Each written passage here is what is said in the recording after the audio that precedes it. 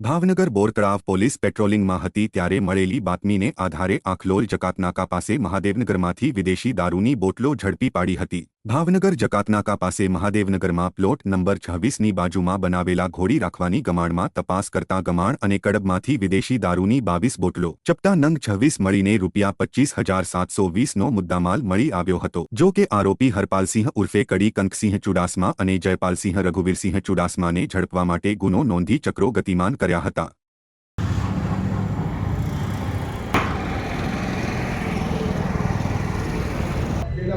अधिकारी ने उठे ना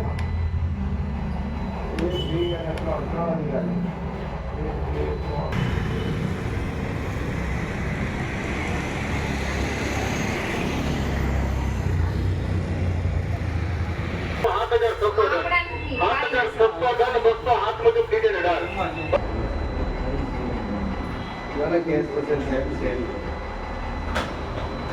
રોજ આપણે 8 વાગે જે આપી મને આપો આઈસી નો કરો।